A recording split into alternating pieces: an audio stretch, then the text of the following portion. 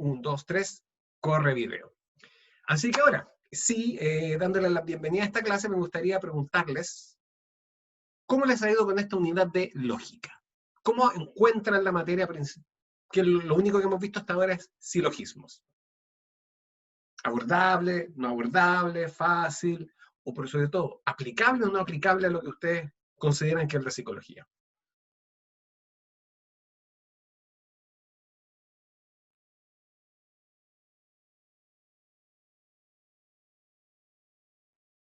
Una de las cosas que a mí siempre me ha dado risa de estas circunstancias es que presencialmente, cuando uno va a responder, uno por último puede mirar para el lado, para captar si alguien más va a levantar la mano, pero ahora no, ahora es lanzarse nomás, ya está bien, yo voy a responder. Profe, ¿Sí? yo y la verdad sí personalmente lo encuentro así como un poco complicado, pero aplicable. O sea, sí, con harto estudio así como si sí se puede. Pero personalmente siento que es como con harto estudio así como para poder hacerlo. Ya. Pero acá viene la gran pregunta, y quiero que responda alguien distinta a Javiera, porque Javiera ya fue valiente y respondió por audio. ¿Aplicable cómo? ¿Ya? Porque algunos de ustedes dicen sí, sí es aplicable, pero ¿aplicable cómo? ¿Cómo vamos a aplicar los silogismos a la psicología? Que voy a estar yo en psicoterapia y le voy a decir a mi paciente, lo que pasa es que tú estás en una figura mental en donde yo te debería decir que tú dices, todos los A son C, pero yo digo, algunos C no son B. Por lo tanto, tú deberías concluir que algunos C no son B. ¿Van a hacer eso en psicoterapia? No, no lo van a hacer. ¿Cómo se aplica esto a la psicología? Ignacia, podría ser, pero en honor a la verdad, un psicoterapeuta no necesita entender silogismos para deducir lo que dice el paciente. Y en honor a la verdad, esto se aplica principalmente en lo que es la filosofía de la ciencia. ¿Y qué es la filosofía de la ciencia? Algo que ustedes van a abordar de lleno el próximo semestre, en Fundamentos Epistemológicos de la Psicología. No hay que olvidar, o más que no hay que olvidar, no sé si alguna vez les he dicho esto, pero la psicología es una ciencia preparadigmática. ¿Qué significa eso? Significa que no tiene un paradigma único aceptado. Y la pregunta es, ¿qué es un paradigma? Un paradigma es una idea central que se da por cierta y de ahí en adelante se comienza a construir, principalmente investigación y experimentación. Es como un axioma, pero la gran diferencia es que el axioma se da así porque se asume arbitrariamente. La matemática está llena de axiomas. 1 es igual a 1, eso es un axioma. Y 1 es distinto de 2, eso es un axioma. Porque así se define el sistema, no hay más cuestionamiento, no hay una forma de explicarlo, es un axioma. Y el axioma es distinto del dogma. El dogma también es una verdad que se asume como cierta, pero hay una diferencia entre el axioma y el dogma. A ver si alguien sabe cuál es.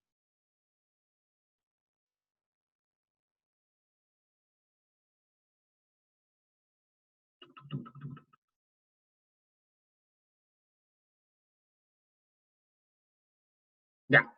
El que responde correctamente se gana sin concursos y sin sorteos una 11 con Paula. Ella hace pan con palta.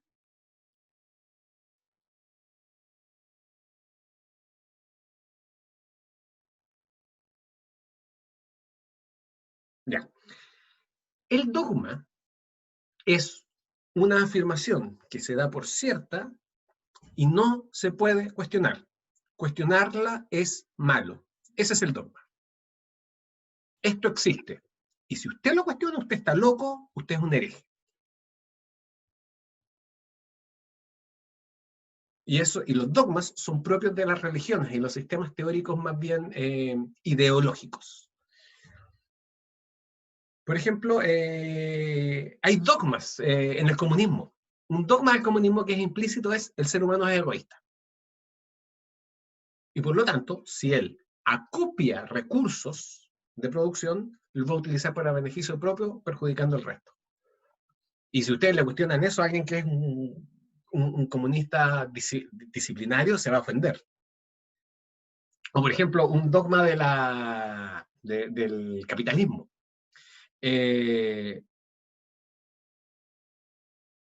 La acumulación de riqueza es per se buena, que son, si se dan cuenta, son ideas opuestas e incompatibles. Y si ustedes lo cuestionan, se va a ofender. De hecho, por eso es que Harari, el autor de Animales a Dioses, que es un antropólogo que está súper de moda hoy en día porque el libro es entretenido. No sé si lo han leído, si han oído hablar de Animales a Dioses. Que este Harari es un antropólogo israelita que hace toda una descripción de las distintas revoluciones que han definido el progreso del ser humano, la evolución del ser humano hasta los días actuales. Y él plantea, entre otras cosas, que el capitalismo y el comunismo son religiones. Sí, son ideas políticas, pero también son religiones, porque son incuestionables y generan niveles de fanatismo emocional que llevan a las personas a agredirse mutuamente en pro de defender una idea que muchas veces ellos no cuestionan. Ahora, no digo que eso sea necesariamente bueno o sea malo. Harari sí lo plantea como malo, pero lo interesante es que Harari es la primera persona que yo he escuchado que ha planteado que ideologías políticas como el comunismo y el capitalismo son religiones. Es como, ¡wow! Y hace todo un análisis en donde los compara con sistemas ideológicos como el budismo, el cristianismo, y uno nota que no hay grandes diferencias. De ahí viene su afirmación. Ustedes pueden estar en desacuerdo con él, pero la idea sería demostrar que efectivamente el capitalismo es esencialmente distinto del cristianismo, por ejemplo. Y hay una serie de otros concomitantes, porque en el fondo toda religión lleva ciertas acciones. Y eso es lo interesante. Ahora, ¿por qué me digrego por ahí? Porque en el fondo las religiones típicamente tienen dogmas, y ciertos sistemas políticos también tienen dogmas. Y la diferencia entre el dogma y el axioma es que el dogma se plantea como algo que es real. Por ejemplo, en el cristianismo se plantea que Dios es amor, que Dios es esencialmente bueno y todopoderoso. Y eso no se puede cuestionar. Si cualquiera de ustedes va a una clase clase de domingo, las iglesias, hay ciertas iglesias que tienen clases para los niños, mientras los adultos están en misa, típicamente las denominaciones más bien protestantes, como los anglicanos, tienen ese tipo de sistemas. Si un niño pregunta, ¿cómo sabemos que Dios es bueno? La profesora o el profesor va a ir a la Biblia. ¿Y cómo sabemos que la Biblia dice la verdad? Y ahí ya se enoja, el profesor se enoja, porque lo que usted está haciendo es una herejía. ¿Cómo sabemos que Dios es esencialmente bueno y que no está jugando con nosotros? ¿Que nos creó para su propio divertimiento? Esas son ideas, esos cuestionamientos ofenden. Y esa cualidad emocional denota que eso es un dogma. El axioma, en cambio, explícitamente se asume como algo arbitrario. Oiga, ¿y cómo sabemos que 1 es igual a 1? Bueno, porque así definimos el sistema. Pero ¿y no podemos hacer un sistema en donde 1 sea igual a 2? Y el profesor de matemáticas les va a decir, sí, se puede. Buena suerte intentándolo. Esos es la diferencia entre el dogma y el axioma.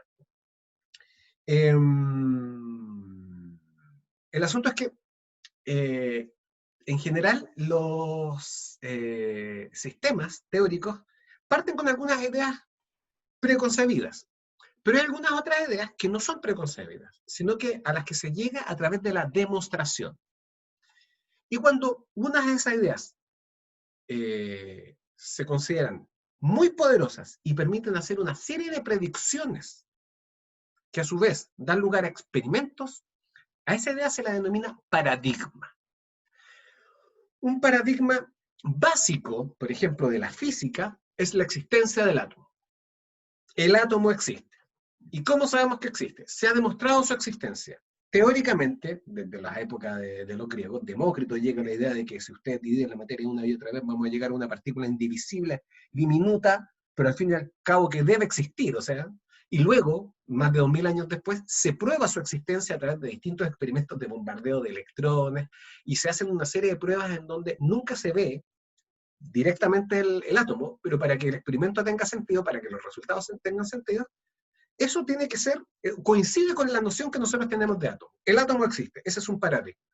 Y de ahí nace toda la física atómica, la energía atómica. Esa es una idea tan poderosa que da origen a toda más que un capítulo, a un área de investigación, experimentación y aprendizaje enorme, que es la física atómica.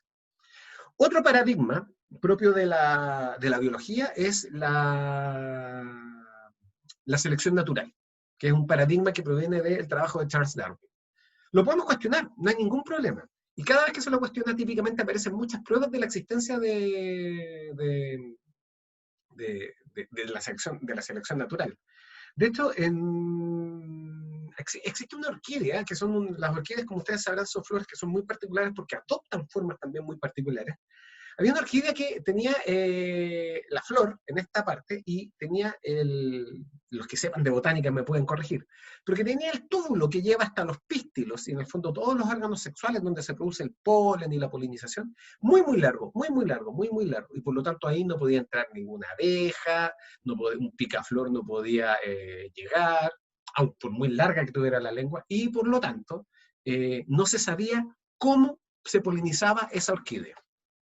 Entonces, se teorizó, no me acuerdo quién fue que teorizó, que debía existir algún ave o insecto no descubierto todavía que tenía una probóscis, es decir, uno de esos tubos de insecto, como la de la mariposa, que debía tener aproximadamente la longitud del túbulo de esa orquídea y que por lo tanto estaba evolucionado para polinizar, para alimentarse de esa orquídea y polinizar esa orquídea. Y la predicción estaba ahí dando vueltas en el aire, en el aire, en el aire, en el aire, y a comienzos del siglo, no, miento, a comienzos de este siglo, así como en el año 2002, 2004, por ahí, se descubrió la polilla.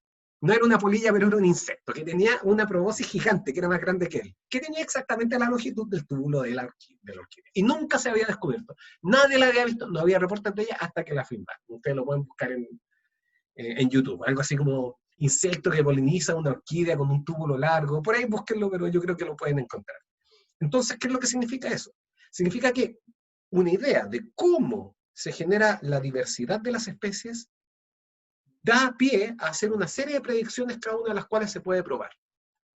Y cada vez que la idea se va probando y se va probando, el paradigma es más fuerte y más fuerte y más fuerte. Es decir, esa idea es cada vez más fuerte, más fuerte y más fuerte y más fuerte.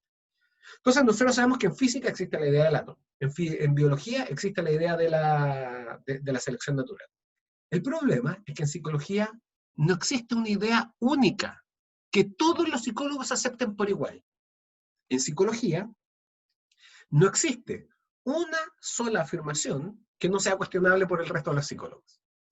Piensen ustedes en lo que es el psicoanálisis, piensen en lo que es el conductismo. El conductismo más duro, más radical, dice que la mente no existe, lo cual contraviene nuestra experiencia acerca de lo que es ser persona. El psicoanálisis plantea que existe una estructura mental predefinida en el ser humano que adopta ciertos valores en base a la interacción con el medio ambiente. Es decir, que nosotros nacemos, y antes siquiera de tener conciencia del entorno, ya existen acá una noción de un padre y una madre. Y que si eso no se cumple, se genera algún tipo de deformación mental que da pie a algún tipo de conflicto que luego debe ser sanado a través de psicoanálisis. Está también el constructivismo, por ejemplo, que plantea la idea de que la mente humana se construye únicamente en la interacción con el medio ambiente y que por lo tanto nosotros no somos un sistema nervioso interactuando a través del cuerpo en el medio ambiente, sino que nosotros somos parte del medio ambiente y para que las personas se desarrollen y aprendan, deben necesariamente interactuar con el medio ambiente descubriéndolo. No hay nociones preconcebidas. Todas esas ideas son cuestionables por otras ramas de la psicología. Entonces, la psicología no tiene un paradigma. Y eso es triste y al mismo tiempo muy desafiante. Entonces, por eso es que la psicología requiere mucho de discutir acerca de cómo se hace ciencia, qué existe y qué no. Ahora, Catalina, volviendo al tema de la orquídea, yo no sé, no he visto Madagascar. A mí me gustan mucho las películas de dibujos animados, pero esa no la he visto, voy a tener que verla. Lo único que conozco de Madagascar es sé que existen esos pingüinos, ¿cierto? Los pingüinos que creo que sacaron su propia serie. Pero voy a buscarla, porque quizás sale ahí, es decir, fue un descubrimiento tan importante, tan confirmante y satisfactorio para los biólogos evolucionistas, que de más que la pusieron en Madagascar, así que voy a revisar esa película. O si me pueden compartir el extracto de la película, yo feliz. Y el asunto es que por eso es que es súper importante la filosofía de la ciencia para la psicología, no así para la física. La física no discursea mucho en torno a cómo se hace ciencia, qué existe, qué no existe, porque para ellos lo que existe es lo que prueban los experimentos y la matemática. Eh, Toda la razón, toda la razón. Yo entendí en la película, pero no. La isla. Sí, tengo entendido que la orquídea está en Madagascar. Que dicho sea de paso, Madagascar, al igual que Australia y todas las grandes islas, son excelentes laboratorios de la evolución. Porque ahí se dieron una serie de poblaciones que se aislaron durante mucho tiempo y se sometieron a un fenómeno que se denomina la deriva genética. Es decir, una población aislada durante mucho tiempo comienza a endogamizarse, es decir, comienza a haber cruces entre ellos y por lo tanto ciertas características comienzan a profundizarse en ellos. Y por eso es que en Australia y en Madagascar aparecieron en la época en que el ser humano ya comenzó a visitar esos lugares, o mejor dicho, el ser humano occidental comenzó a visitar esos lugares, aparecieron muchas especies que, muy raras porque tenían características que no se daban en otros lados, como quizás la orquídea de Madagascar. Hay una especie de primate que tiene forma de gato, que es uno de los pocos depredadores de Madagascar, que es muy particular. Y está también en Australia, ni hablar. En Australia todo es raro. El demonio de Tasmania, el ornitorrinco, el equidna, el canguro. Todo es raro en Australia. Y todo te puede matar. Así que ojo cuando vayas a Australia. El asunto es que por eso la filosofía de la ciencia. Y el lenguaje de la filosofía de la ciencia es típicamente la lógica. Y por eso es que nosotros estamos viendo lógica. El silogismo, quizás ustedes no lo vayan a ver nunca más en la vida.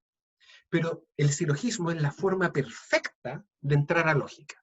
Si nosotros hubiésemos comenzado la unidad de lógica con derivación natural, a ustedes les sale humo, se incendian junto con sus computadores. Pero con silogismo, como alguien decía por ahí, mira, es complicado de entender, pero es abordable. Por último, yo ya caché, todos los A son B, todos los B son C, todos los A son C. Y lo que me cuesta un poco es la noción de distribución. Pero después de que uno capta la noción de distribución, las reglas de los silogismos se hacen facilitas. ¿Ya?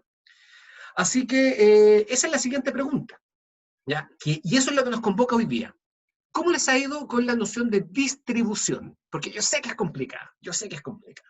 A mí mismo todavía se me escapa un poco, yo como que la entiendo, pero no la entiendo. O digámoslo así, la entiendo más o menos y la asumo. ¿Cómo les va con la noción de distribución? ¿Se entiende lo que es la distribución?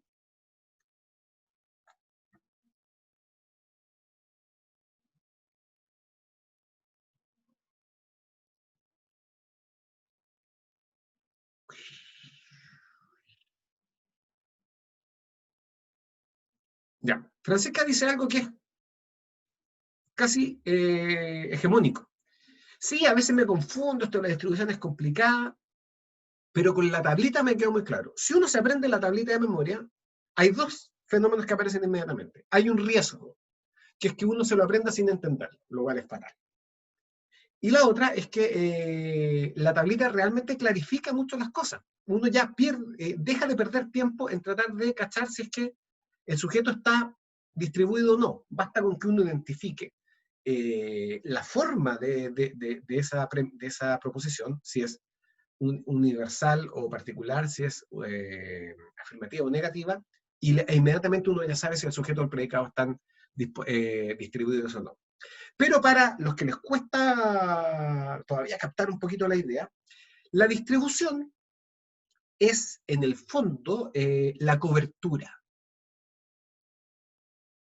Pongámoslo así. Eh,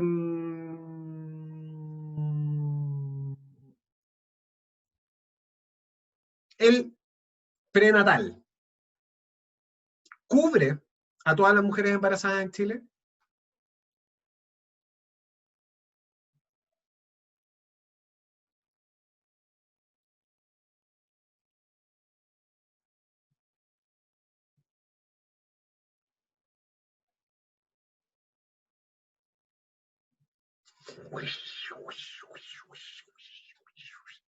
Repito la pregunta. ¿El prenatal cubre a todas las mujeres embarazadas de Chile? Si no lo saben, digan que no lo saben.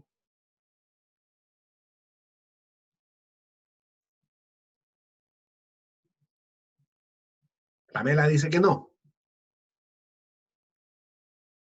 Sí, pero creo que no a todas se les paga. Bueno, esa es la gracia del prenatal. El prenatal involucra dinero. El prenatal no es solamente, oh, sabemos que usted está embarazada, que lo pase bien, cuídese. No, involucra plata. Montserrat, debería. A todas, ¿Habrá? ¿sí? A todas las mujeres que trabajan. No. Miren, no cubre a todas las mujeres, debería cubrir a todas las mujeres embarazadas de Chile. Cuando dice Montserrat que debería, debería. Pero la pregunta es si cubre a todas las mujeres de Chile. No debería cubrir necesariamente a las mujeres que no tienen un empleo, por ejemplo, a las dueñas de casa. Pero el problema es que el trabajo de dueña de casa, de parar una casa, es trabajo que debería ser remunerado por la pareja, por el Estado, pero debería ser remunerado porque es trabajo. Y el mejor ejemplo de ello es que una mujer que es dueña de casa y no trabaja afuera, no tiene cómo ganar sustento y además tiene que alimentar a una boca, o quizás más. El asunto es que el prenatal supuestamente se dirige, como decía Abraham, a todas las mujeres que trabajan, pero no las cubre a todas. Cubre solamente, tiene cobertura en las mujeres embarazadas que tienen un trabajo asalariado, es decir, que perciben un salario. Es decir, que existe un empleador con el cual tienen un contrato y que les paga de manera estable. A esas mujeres sí las cubre el prenatal. Por lo tanto, cuando hablamos de el prenatal, no cubre a todas las mujeres embarazadas. No, porque deja fuera a las mujeres que no tienen un trabajo formal y a las mujeres que no tienen un trabajo asalariado. Es decir, las mujeres que boletean. La mujer que boletea está forzada a cubrir ella sus propios gastos del embarazo y a cuidarse ella. Lo cual es terrible, pero es así. Por lo menos en Chile. Asumo que en otros países sin duda que el prenatal es realmente universal. Pero a eso nos referimos con cobertura. Entonces, en lógica, en silogismos, nosotros podemos decir que al hacer una afirmación silogística, todos los A son B, algunos A no son C, hay dos términos, el sujeto y el predicado. Y la pregunta es, cuando mencionamos el sujeto, ¿nos estamos refiriendo a todos los sujetos que están contenidos por esa palabra? Pensemos en todos los soldados son valientes, independientemente de que estén de acuerdo con eso o no. Cuando decimos todos los soldados son valientes, ¿nos estamos refiriendo a todos los soldados del mundo?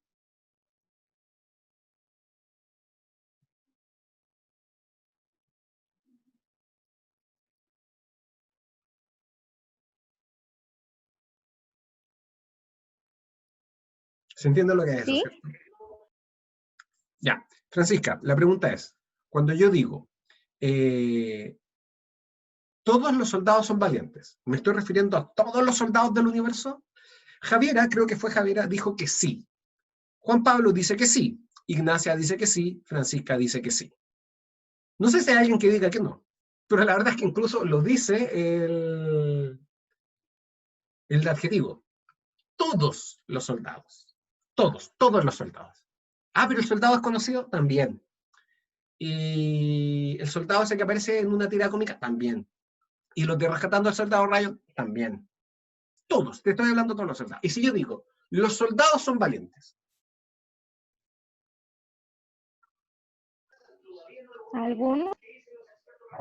No, yo estoy hablando de todos, también de todos. ¿Por qué? Porque digo, los soldados son valientes. No estoy aclarando cuántos, pero es como cuando yo digo, por ejemplo, eso. Los estudiantes de psicología son flojos. ¿Se ofenden por esa afirmación?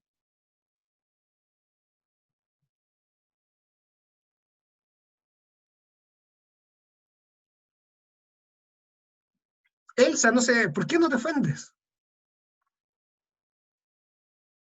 No, pero ojo, yo estoy diciendo, los estudiantes de psicología son flojos. La pregunta es, si se ofenden con esa afirmación. Elsa dice que no. ¿Ya?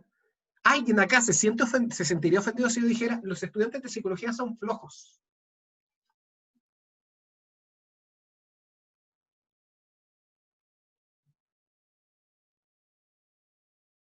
Ya, Francisca dice sí, porque yo no soy floja. ¿Y por qué te pones el poncho, Francisca? ¿Por qué asumes que yo estoy hablando de ti si yo estoy hablando de los estudiantes de psicología? Los y las, por supuesto. Exacto, porque Francisca dice, porque yo soy parte de la afirmación. Porque yo no me refería ni a Francisca, ni a Juan Pablo, ni a Débora, ni a Glo, me refería a todos. Y por lo tanto, ustedes están dentro del paquete. Por lo tanto, si yo digo los estudiantes, los y las estudiantes de psicología, o les estudiantes de psicología, son flojos o son flojes, me estoy dirigiendo a ustedes también, a todos los estudiantes de psicología del universo. Del universo. Dicho sea de paso, yo creo fervientemente en la existencia de vida en otros planetas. Yo sí creo que hay vida en otros planetas. ¿Por qué? Porque si ustedes estudian la historia geológica de la Tierra, en cuanto la Tierra se enfrió y apareció el agua líquida, poco tiempo después aparece vida en la Tierra y hay evidencia de ello. Lo cual significa que una vez que se dieron las condiciones, aparece la vida unicelular. Después pasaron 1000 millones de años en que no ocurrió casi nada y aparece una explosión de vida pluricelular. ¿Y qué nos refleja esto? Que al parecer la vida no es difícil que aparezca. Dadas las condiciones, ciertos ácidos nucleicos se comienzan a mezclar y comienzan a aparecer organismos cada vez más complejos que al final podemos reconocer como vida. Y si eso ocurrió en la Tierra, debe haber ocurrido en más de algún otro planeta en algún lugar en el universo. Ahora, el salto a la vida compleja y a la vida inteligente es mucho más improbable. Pero para mí no es imposible. Y yo creo en ese sentido que, dada la vastedad del universo, dada la cantidad de miles de millones de planetas que existen, ¿cómo solamente acaba de haber aparecido vida compleja? Yo creo que sí, yo creo que debe haber civilizaciones en otros lugares del universo. El problema es que deben estar tan lejos, que probablemente nunca jamás vamos a tomar conciencia los unos de los otros. Piensen que se han descubierto planetas que tienen condiciones similares a las de la Tierra, que están así como a 100 millones de años luz. Lo cual significa que si nosotros mandamos, ¿hace cuánto tiempo que nosotros tenemos señales de radio? Ya, de los años 40, a los años 30. No, miento, los años 20. La primera transmisión de radio es como de los años 20. Llevamos aproximadamente 100 años. La señal más lejana que salió de nuestro planeta lleva 100 años viajando por el universo, es decir, está a 100 años luz. Y ese planeta está a 100 millones de años luz. Recién en 100 millones de años más va a llegar esa señal a ese planeta, si es que llega. Porque en el camino hay nebulosas, hay otras estrellas, hay una cantidad de distorsiones, que lo más probable es que si llega esa señal a otro planeta, llegue como tic, tac, tac, tac, y no se entienda nada. Así que, y si ellos realmente, los sujetos de allá, tuvieran la capacidad de capturar ese mensaje y enviarlo de vuelta, se demorarían 100 millones de años más en respondernos. Y en 100 millones de años más, ¿qué va a pasar acá? Nadie sabe. Así que quizás nunca jamás tomemos contacto con esas otras civilizaciones. Pero yo sí creo que debe haber otras civilizaciones complejas que ni siquiera imaginamos. En donde, no sé, imagínense un planeta en donde la atmósfera es tan densa que no se ven las estrellas y no se ve el sol. Y ahí la energía los sujetos la obtienen principalmente a través de quimiosíntesis o a través de, claro, de corriente submarina. Entonces han generado civilizaciones en base a energía maremotriz. Quizás no tienen ojos, tienen 8 brazos, quizás no tienen 2 sexos, tienen 3. Por lo tanto, es muy difícil imaginar cómo son ellos. Pero si son inteligentes y si han llegado a tomar conciencia de sí mismos, y si han formado una civilización en donde existen recursos que son limitados, y ellos tienen economías que, por lo tanto, tienen que responder la pregunta de cómo distribuir los recursos de la mejor manera posible para satisfacer necesidades que son infinitas, sin duda que ellos se han preocupado de estudiar cuál es la mejor forma de hacer las cosas. Y algunas de esas preguntas se dirigen hacia cómo somos nosotros, qué leyes nos gobiernan y cómo podemos utilizar esas leyes en beneficio de nuestro mañana. Y por lo tanto, en esas civilizaciones tiene que existir la psicología. Tiene que existir la psicología. Y por lo tanto, debe haber seres que se están formando para ser psicólogos. Por lo tanto, hay estudiantes de psicología en otros planetas. A mí no me cabe la menor duda de que hay psicólogos en otros planetas. Y de hecho, lo más probable es que haya estudiantes en otro lugar del universo que se estén haciendo en este preciso instante la misma pregunta que nos estamos haciendo nosotros. ¿Habrá estudiantes de psicología en otro lugar del universo? Y ellos no tienen idea de la existencia de nosotros. Y no tienen ni idea que están viendo la misma materia que ustedes. Silogismos. ¿Cómo les quedó el ojo? El asunto es que cuando yo hablo de todos los estudiantes de psicología, también me estoy refiriendo a ellos, existan o no existan. ¿Ya? Pero eso hace referencia a la distribución. Y me estoy refiriendo a todos o no. Entonces, cuando yo digo todos los estudiantes de psicología son flojos, me estoy refiriendo a todos los estudiantes de psicología. Cuando digo los soldados son valientes, me estoy refiriendo a los soldados. Cuando yo digo hay vida inteligente, no, lo tengo. Cuando yo digo la vida inteligente puede existir fuera de la Tierra, yo me estoy refiriendo a cualquier tipo de vida inteligente, no a un tipo particular de vida inteligente. A eso hace referencia la distribución. El tema es que en un silogismo, cuando yo digo, por ejemplo, todos los soldados son valientes, nómbrenme algo que sea valiente, que no sean soldados, por supuesto.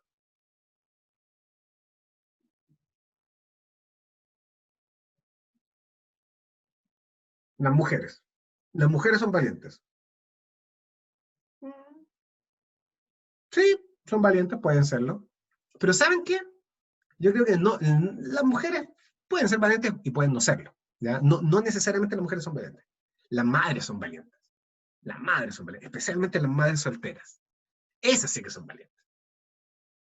Porque realmente enfrentar la crianza con entereza y hacerle pie, o sea, hacerle frente a toda la plétora de vicisitudes, es decir, de dificultades que uno enfrenta en criar un hijo, es wow. Y es una historia que se ha repetido durante muchas veces a lo largo de la historia. Así que digamos, las madres solteras son valientes. De hecho, los Beatles le dedicaron una canción que es muy buena, a ver si alguien sabe cuál es. Y el asunto es que cuando yo digo, los soldados son valientes, ¿me estoy refiriendo también a las madres solteras?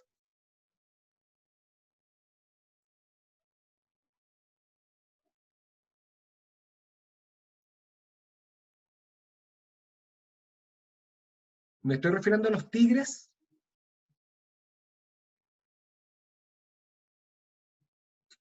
Cuando Francisca dice, a no ser que haya una mujer soldado soltera, sí, es cierto, a no ser que, pero es un caso muy particular. Claro, y Débora dice, una madre soltera jamás sería soldado. Algo de razón tiene, es decir, ¿cuál es el sentido? Me estoy refiriendo, por ejemplo, a gente que a mí me trastoca, los técnicos e ingenieros nucleares que entraron al reactor de Fukushima, que realmente no se llamaba Fukushima, pero conocemos como el reactor de Fukushima, para repararlo producto de la falla que sufrió después del terremoto del 2011. ¿Por qué? Se agrietó, iba a comenzar una fuga radioactiva que podía no solamente poner en riesgo a toda la población cercana, sino que además podía hacer colapsar el reactor como ocurrió en Chernobyl. Y había técnicos e ingenieros que dijeron, ya, nosotros entramos. Oigan, pero los niveles de radiación de adentro son enormes. Bueno, pero hay que entrar nomás, pues sí. Samurái, hay que entrar a los samuráis nomás.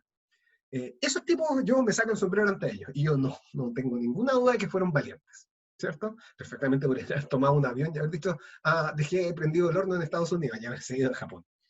Pero no lo hicieron. Entraron, repararon el reactor y obviamente no sé en qué estado están, algunos de ellos murieron al cabo de algunos meses.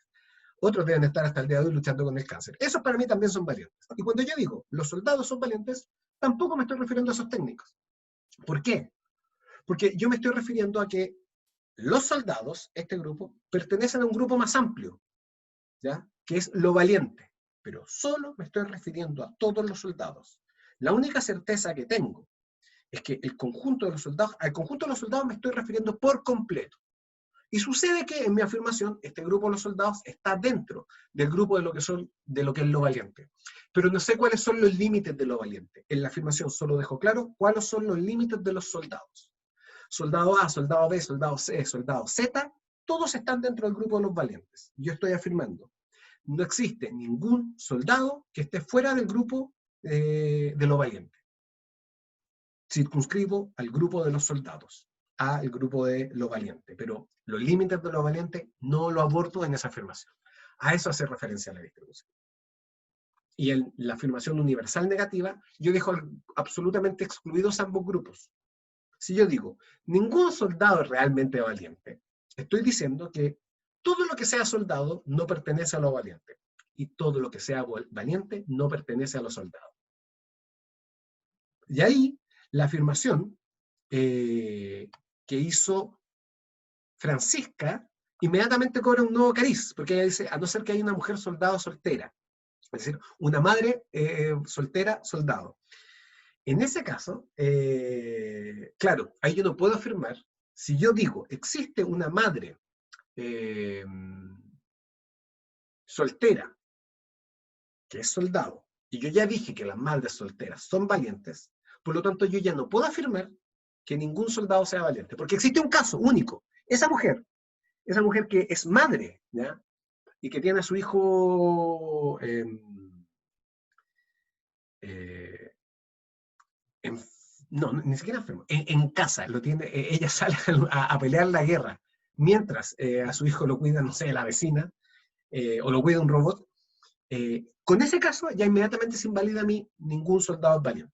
Pero si yo afirmo y digo que es verdad eso, yo lo que estoy diciendo es, no existe nada que sea soldado que sea valiente, y nada que sea valiente que sea soldado. Inmediatamente dejo claros los límites de ambos, de ambas categorías. Ahora, debo la pregunta, si digo algún soldado es valiente, entiendo que el sujeto no esté distribuido, pero no que el predicado no esté distribuido. Y esa, Débora, es de todas las proposiciones la más complicada para términos de la distribución, la particular afirmativa. Porque en la particular afirmativa nada está distribuido. ¿Por qué? Porque yo digo, algún soldado es valiente. Tengo cero certeza de cuántos son esos soldados. Por ejemplo, yo digo, algunos soldados son valientes. Tomemos como cierta esa afirmación. ¿Ok? Algunos soldados son valientes. El soldado Ryan, ¿entra dentro de esa afirmación?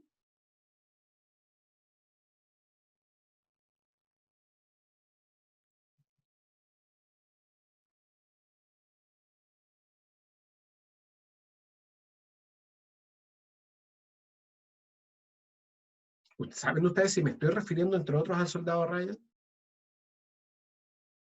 Exacto, no se sabe. No hay certeza.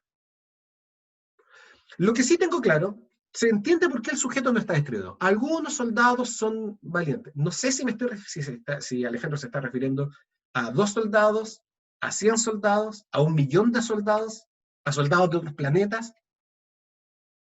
No lo sabemos. Así que, por lo tanto, se entiende que el sujeto no está distribuido. Pero, yo digo, algunos soldados son valientes.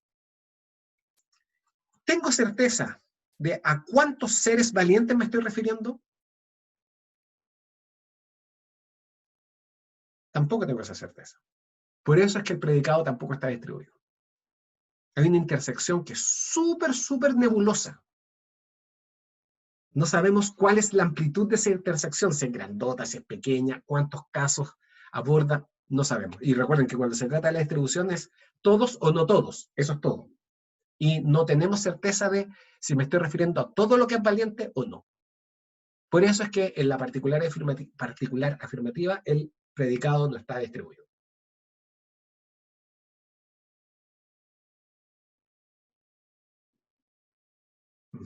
Y finalmente tenemos la particular, perdón, la particular negativa. En donde está, ¿qué es lo que está distribuido en la particular negativa? Algunos soldados no son valientes. ¡Oh! Tremenda novedad. Ya, me aburrieron los soldados y la valentía. Algunos computadores no son buenos. ¿Qué está distribuido ahí? ¿El sujeto, el predicado, ambos, ninguno? El sujeto no está distribuido. El sujeto no está distribuido. Y el predicado, sí. ¿Por qué? Porque cuando yo digo algunos computadores no son buenos, me estoy refiriendo a algunos computadores. El mío, el de mi hermano, el de mi tío, el que vi en una tienda. Puede ser cualquiera de esos, puede ser uno solo, pueden ser muchos, pueden incluso ser todos, ¿cierto? Pero no hay certeza, así que sabemos que el sujeto no está distribuido. Pero lo que sí ya sé es que sean cuales sean los elementos a los cuales los computadores a los que me estoy refiriendo, yo sé, sin saber cuántos son, que los excluyo por completo de lo que es bueno. Esos computadores no tienen nada de bueno. Están absolutamente alejados de lo que es bueno. Esos computadores son Satanás, como mi computador, que es caro y lento. Pero no lo puedo maldecir porque me sirve para hacer estas sesiones de Zoom sin caerme. Exacto. Entonces, por eso es que en la particular afirmativa el predicado está distribuido. Porque sin tener certeza de cuál es la cobertura del sujeto, sé que con esa incerteza a esos los excluyo por completo del predicado. Es ahí el kit del asunto. Ahora, esa es la forma de explicarlo, pero lo más importante es sabérselo de memoria, y después de un tiempo uno ya se lo sabe de memoria. Incluso algunos pueden hasta dibujar mentalmente el cuadrito frente suyo. Y cuando uno se sabe estas cosas de memoria es mucho más fácil. Es como hacer cálculos matemáticos. En los cálculos matemáticos, no sé, multiplicar un número de 3 dígitos por uno de 2 dígitos se hace mucho más fácil cuando uno se sabe las tablas de multiplicar que cuando uno se las sabe. O manejar. Manejar es mucho más fácil cuando uno se sabe de memoria qué significan las señales de tránsito que cuando uno se lo sabe. Así que eso respecto de la distribución, así como un paneo rápido de lo que es la distribución. Pero yo sé que la noción es compleja, es desafiante. Así que cuéntenme, ya ustedes respondieron la segunda guía. Miento, la primera guía que es conducta. Y ahora lo que ustedes tienen que hacer es abordar las reglas de los silogismos. ¿Ya? ¿Vieron la clase asincrónica de las reglas de los silogismos?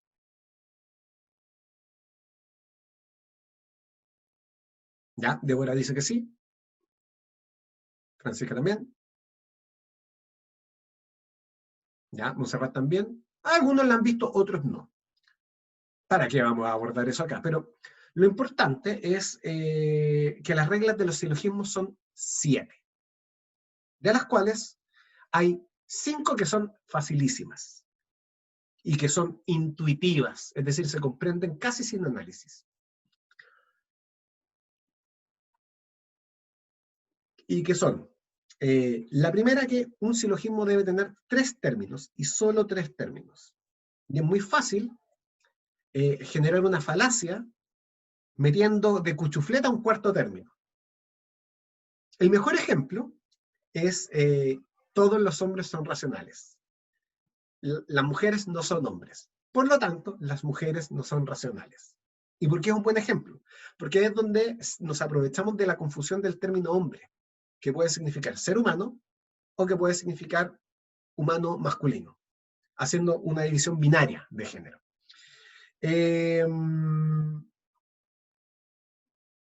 Y por lo tanto, cuando yo digo todos los hombres son racionales, estoy diciendo todos los humanos son racionales. Y cuando estoy diciendo las mujeres no son hombres, estoy diciendo las hembras no son machos. Entonces ahí claramente la palabra hombre adquiere 2 significados distintos, por lo tanto no son el mismo término, son 2. Si yo hago una trampa como esa, el silogismo es inválido. porque necesito 3 términos. No puedo utilizar 4. De lo contrario, no hay suficiente espacio para darle a cada término su sentido y su abordaje. Eso es fácil. Las otras reglas que son fáciles son que de 2 premisas particulares nada se concluye válidamente. Y de 2 premisas negativas nada se concluye válidamente. Claro, porque ambas dan mucha incerteza, ¿cierto? Uno no puede andar por la vida respondiendo preguntas solamente de lo negativo, ¿cierto? Algo así como, oye, ¿dónde están las llaves del auto? A ver, no están en mi habitación. Ya, pero yo no te estoy preguntando dónde no buscar, te estoy preguntando dónde sí buscar. Y yo no puedo llegar y decir, mira, no están en mi habitación, no están en el garage, no están dentro del auto. Respondí tu pregunta, me voy, chao. No, uno no puede andar por la vida hablando en negativo. Lo mismo con los silogismos. Si yo digo, hago 2 declaraciones negativas, sé que hay cosas que no se cumplen, pero no sé qué se cumple. Y con las particulares pasa lo mismo. Y luego tenemos otras 2 reglas que son similares. Si una de las premisas es negativa, la conclusión debe ser negativa. Y si una de las premisas es particular, la conclusión también debe ser particular. Eso. Esas son las reglas que son facilitas de entender. Las reglas que son más desafiantes son justamente las que abordan la distribución. Y por eso con Paula nosotros quisimos primero ver distribución con ustedes y luego abordar las reglas. Y las reglas que abordan la distribución son, en primer lugar, que el término medio debe estar distribuido al menos una vez, porque nos debe dar garantía de que hay una referencia a toda una categoría. De lo contrario, no se puede concluir nada respecto de esa categoría. Hay mucha incerteza. Claro, por ejemplo, si yo digo, algunos soldados son valientes, ¿ya? Y luego digo, algunos lituanos son valientes. ¿Sé yo si hay soldados lituanos? No, no tengo cómo saberlo. Quizá, o mejor aún, algunos soldados son valientes. Algunos costarricenses son valientes. Costa Rica no tiene fuerzas armadas. Ahora, tienen figuras similares como la Guardia Nacional que cumplen un rol similar, pero técnicamente no tienen soldados. Por lo tanto, eso inmediatamente a mí me refleja cómo el hacer afirmaciones respecto de algunos no me permite llegar a algo válido. Tengo que tener por lo menos una afirmación en donde yo tenga certeza acerca de alguno de las categorías. Y la otra regla, que también es más o menos complicada, es que en la conclusión no puede haber un término distribuido que no haya estado previamente distribuido en una de las premisas. Para entender eso hay que entender qué es lo que es la distribución. Y por eso, y aunque no se entienda, por último, saberse las reglas de la distribución. Así que ahí es donde está el mayor desafío, en las reglas 2 y 3, que hacen referencia a la distribución. Y con el tiempo uno ve un silogismo y uno rápidamente aplica las 7 reglas. Ya, es válido. Es inválido. Y donde uno más se demora es en determinar la distribución. Pero una vez que uno pasa eso, uno puede leer los silogismos como... Es lo mismo que leer en el fondo. ¿Se acuerdan cuando ustedes estaban aprendiendo a leer? Al principio tenían que juntar uno por uno los distintos símbolos para formar sílabas y a su vez de ahí formar las palabras. Entonces las palabras cobraban vida de a poco.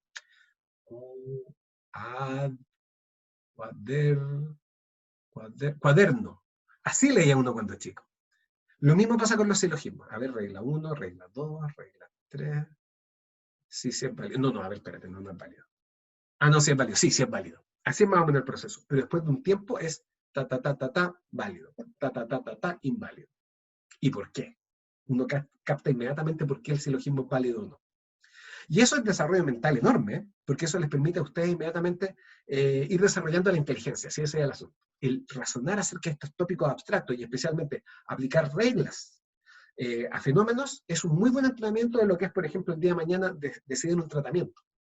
Ya, al sujeto acá nosotros no lo podemos llevar a una psicoterapia psicoanalista, porque al ser borderline en ningún momento va a ser se va a mirar desde fuera, siempre se va a mirar desde dentro.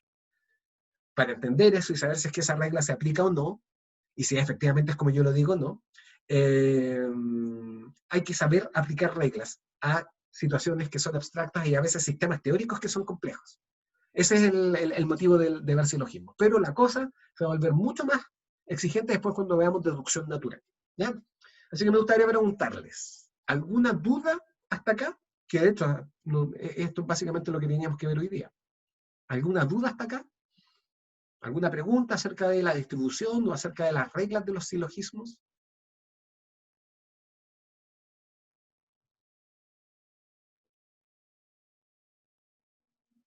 O de algún otro tema pertinente dentro de la clase.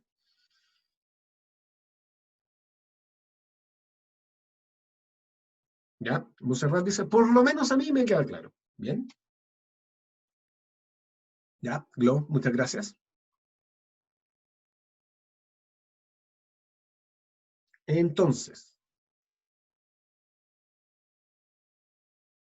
dudas a la 1, dudas a las 2, dudas a las 3. Caso cerrado. Se cierra la clase por hoy. ¿Ok? Así que, chicos y chicas, damas y caballeros, los insto a que revisen la clase quienes no lo hayan hecho y que respondan la guía quienes no lo hayan hecho, porque deberían haberla respondido hasta ayer, pero existen 3 días de holgura para hacerlo, así que si no han respondido la guía, por favor, háganlo. Y la próxima semana, y ahora tenemos la guía número 2, que en esa guía se abordan reglas de los silogismos, que es justamente lo que está abordado en la clase. ¿Ya? Así que eso, pues los invito a que resuelvan la guía número 2 y que nos planteen a mí realmente sus dudas por correo o a través del aula virtual si es que hubiera. ¿Ya? Nos vemos pues, chicos y chicas, damas y caballeros, que estén muy bien, ha sido un gustazo y nos vemos, como ustedes saben, la próxima semana a esta misma hora en este mismo canal. Chao, profe. Que estén bien.